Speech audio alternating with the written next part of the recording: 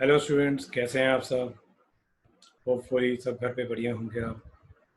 जैसा ये माहौल चल रहा है, आप सबको पता है कि ऑनलाइन एजुकेशन अब किस हद तक आगे जा चुका है, और आई थिंक फ्यूचर भी इसका आई थिंक ये होने वाला है। क्योंकि जितना जल्दी ये प्रॉब्लम सॉल्व होगी उतना तो अच्छा है, लेकिन स्टिल पढ़ाई तो नहीं रुकनी चाहिए ना। मेरा नाम रवि सहगल है। मैं एक इकोनॉमिक्स लेक्चरर हूँ। पिछले 12 साल से इकोनॉमिक्स पढ़ा रहा हूँ बच्चों को। मैं फरीदाबाद बेस्ड हूँ एक्चुअली, लेकिन अब सोचा कि क्यों ना ये मेरी एजुकेशन, मेरी नॉलेज जो है, मैं पूरे इंडिया तक फैलाऊँ और बच्चे इसका फ़ायदा ले सकें जिनको अच्छा लगे। ये आजकल बच्चे ही बहुत होते हैं, वही डिसाइड करते हैं क्या उनके लिए अच्छा है क्या अच्छा नहीं है। मेरा ये पहला एक्सपीरियंस है कि मैं कोई वीडियो लेक्चर शेयर कर रहा हूँ यूट्यूब पे, और इसके बाद मैं टॉपिक वाइज हर जो टिपिकल टॉपिक्स हैं हमारे 12th इकोनॉमिक्स के, वो आपको डालता रहूँगा यूट्यूब के अंदर। होपफुली आपको अच्छा लगे। बेसिकली बेनिफिट उनको बहुत ज़्यादा होगा जो बच्चे नहीं ज्वाइन कर पा रहे हैं कोई ट्यूशन्स, फाइनेंशियल प्रॉब्लम या कोई और प्रॉब्लम की वजह से वो नहीं जा पाते हैं कोचिंग में। तो उनके लिए आई थिंक मैंने एक कोशिश की है कि उनको ये बेनिफिट करे। जो आज का मेरा टॉपिक है वो है, जो आपका 12th क्लास में मैक्रो का चैप्टर है, aggregate demand and aggregate supply. उसका मोस्ट इंपॉर्टेंट टॉपिक जो है इन्वेस्टमेंट मल्टीप्लायर। टॉपिक वाइज इसी तरीके से मैं ही आपको लगातार लगातार वीडियो आप शेयर करता रहूँगा। Hope you like it. और अगर मेरे को रिस्पॉन्स मिलेगा तो होपफुली, अगर आपका रिस्पॉन्स आए और आपको लगे कि नहीं हमें और बेटर चाहिए और पूरा चैप्टर डिटेल में चाहिए, तो डेट कैन आल्सो डू। तो हम डिस्कस करने वाले हैं इन्वेस्टमेंट मल्टीप्लायर। इन्वेस्टमेंट मल्टीप्लायर का बेसिकली कंसेप्ट ये है कि मिस्टर कीन्स ने एक कंसेप्ट बनाया था, और उनका कहना यह है कि जब भी इकोनॉमी में इन्वेस्टमेंट स्टार्ट होती है, एड ऑन होती है, तो उसके बदले में एक इनकम जनरेट होता है कंट्री के अंदर। ऑफ कोर्स आपको पता होना चाहिए पहले से कि जब भी प्रोडक्शन होगा वो बिना इन्वेस्टमेंट के नहीं हो सकता। और प्रोडक्शन करने का मतलब है इनकम जनरेट करना, बिकॉज हम प्रोडक्शन करने के लिए फैक्टर्स ऑफ प्रोडक्शन को हायर करते हैं। ठीक है, ये बात मानते हैं आप सब। तो कंसेप्ट उनका ये है कि कंट्री के अंदर जब भी इन्वेस्टमेंट ऐड ऑन की जाती है, तो उसके बदले में जो इनकम जनरेट होती है वो कई गुना ज़्यादा जनरेट हो जाती है। मतलब एक इनिशियल अमाउंट स्टार्ट करने से, यानी एक इनिशियल अमाउंट ऐड ऑन करने से बदले में जो इनकम जनरेट होता है इकोनॉमी के अंदर, वो कई गुना ज़्यादा जनरेट होता है। कैसे? It's all depend on MPC. MPC आप सबको पता होगा, मार्जिनल प्रोपेंसिटी टू कंज्यूम कहते हैं उसे। और एमपीसी का मतलब ये होता है कि कंज्यूमर की इनकम जब भी बढ़ेगी उसमें से एडिशनल एक्सपेंडिचर कितना किया गया। मान लेते हैं कि कस्टमर की इनकम अगर 20,000 रुपये है, और 20,000 से अगर उसकी इनकम 25,000 हो जाती है, तो उस 5,000 में से उसमें से कितना खर्चा किया गया है, that is called change in C. और चेंज इन वाई हो गया 5,000। और मान लेते हैं कि कस्टमर ने 5,000 में से अगर 4,000 खर्च किए हैं, तो दैट मीन्स एमपीसी इज 0.8। यही कंसेप्ट यूज करना है हमें इन्वेस्टमेंट मल्टीप्लायर के अंदर।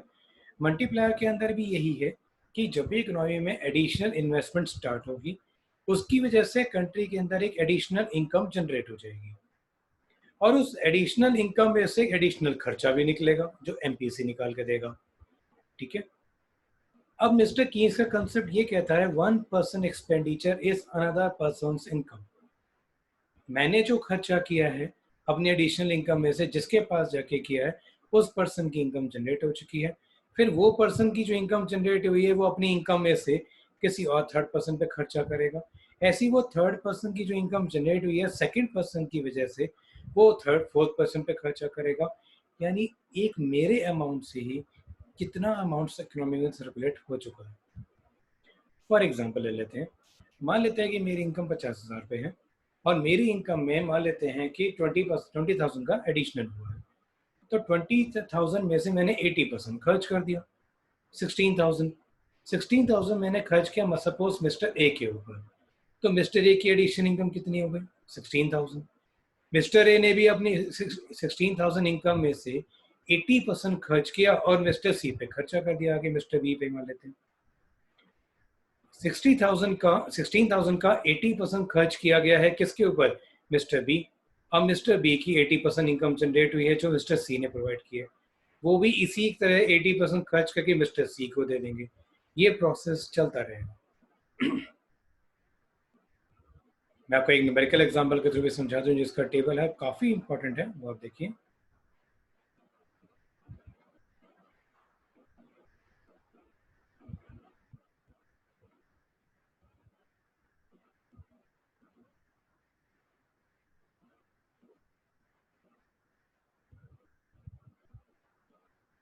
Just a minute.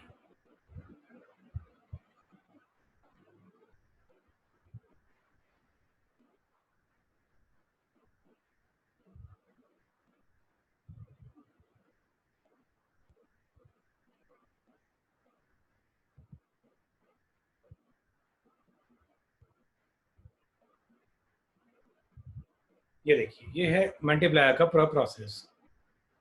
जो ग्रीन कलर से मैंने कलर किया हुआ, अगर आप उसको ध्यान से देखें तो ये रफ एग्जांपल दिया हुआ है मैंने एक, कि मल्टीप्लायर का फॉर्मूला होता है change in Y upon change in आई।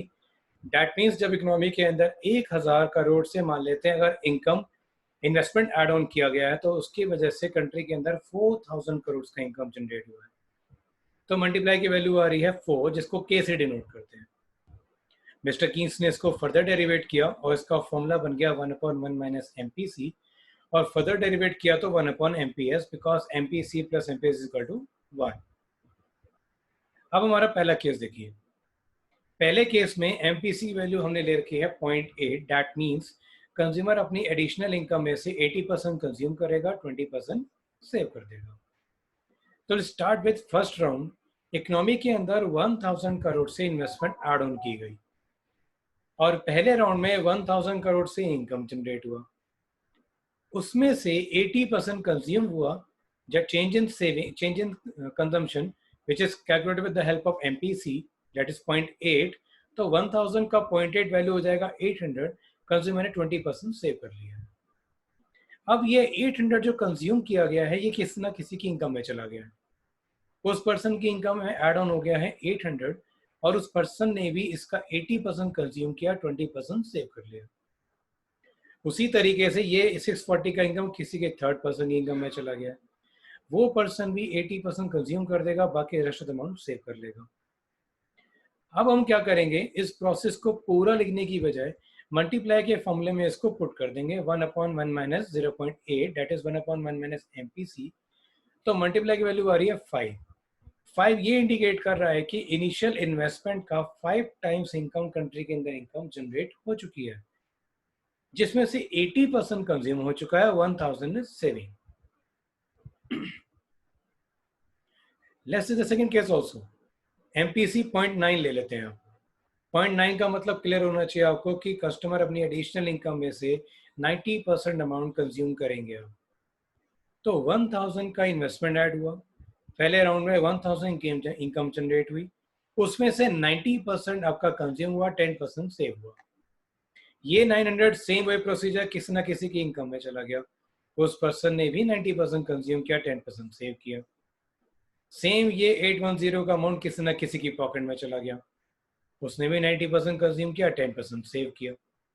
अगर हम इसको मल्टीप्लाई में पुट करें तो वैल्यू आती है 10। दैट मीन्स इनिशियल इन्वेस्टमेंट जो एड ऑन हुई थी, उसका 10,000 का इनकम जनरेट हुआ है, just because of investment multiplier. It depends on only one single line concept. One person expenditure is another person's income. Let's take third case also. MPC 0.5, यानी customer अपनी income का, additional income का 50% save करेगा, 50% consume. तो customer ने 500 consume किया, 500 save किया, यही 500 किसी ना किसी की इनकम में चला गया। 250 कंज्यूम हुआ, 250 सेव हुआ। इसको हमने मल्टीप्लाई फॉर्मूले में पुट किया तो वैल्यू आता है 2। दैट मीन्स एडिशनल इन्वेस्टमेंट का दुगना इनकम जनरेट हुआ, that is 2 times, that is change in Y. इसी प्रोसेस में मल्टीप्लायर काम करता है। अगर आप तीनों केस को ध्यान से देखो, अगर हम 0.8 से 0.9 की तरफ गए तो आपके मल्टीप्लायर की वैल्यू बढ़ रही है, और जैसे हम 0.8 से 0.5 की तरफ गए हैं, आपकी मल्टीप्लायर की वैल्यू कम हो रही है। That means there is a direct relation between multiplier and MPC.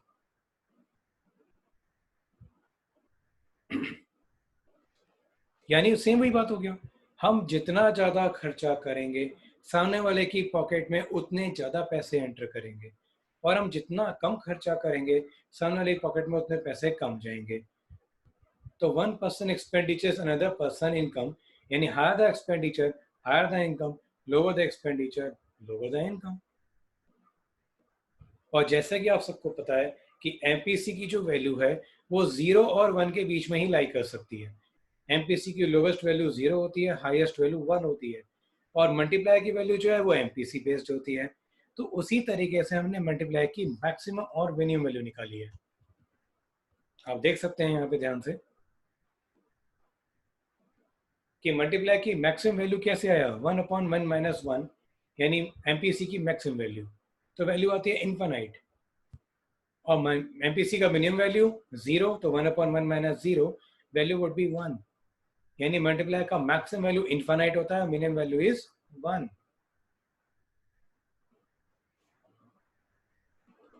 और अगर हम डायग्रामेटिकली देखें तो आप देख सकते हो, अभी इसको डायग्राम में भी और क्लियर कर देते हैं।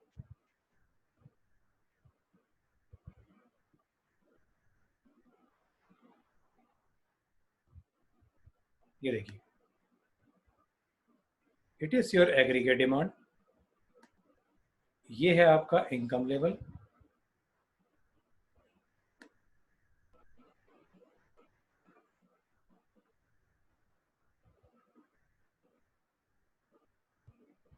इधर हम बना लेते हैं आपका इनकम का लाइन।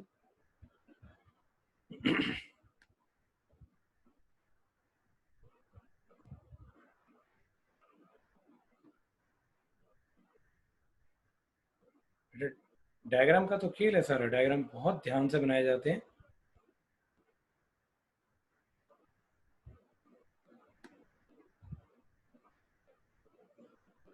ये है आपकी initial aggregate demand.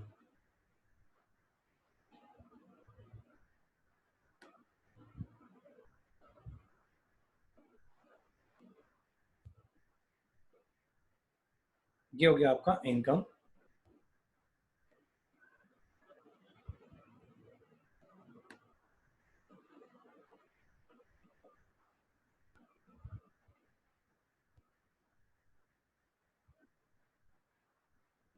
And it is your new aggregate demand that reflects by change in I. अब इकोनॉमिक में जो इनिशियल इनकम जनरेट हुई थी वो वाई पॉइंट पे हुई थी, और जैसे इकोनॉमी के अंदर इन्वेस्टमेंट ऐड ऑन हुआ तो आप देख सकते हो कि कंट्री के अंदर जो इनकम का लेवल है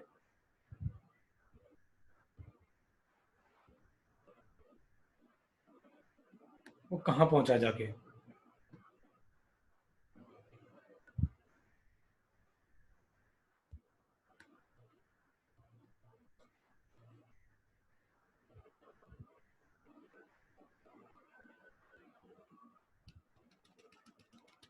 ये है आपका कंट्री का इनकम का लेवल, यानी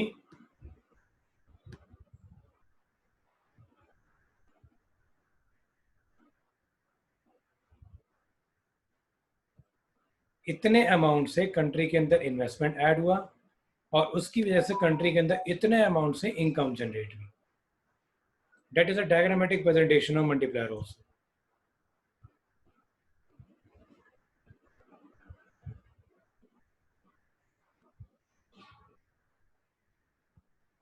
सो स्टूडेंट्स, होपफुली आपका एक कंसेप्ट समझ में आया होगा।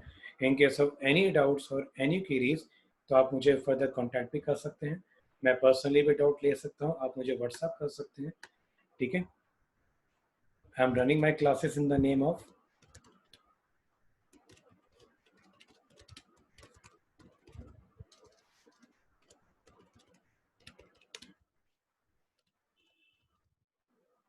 Mobile number is 9911701600।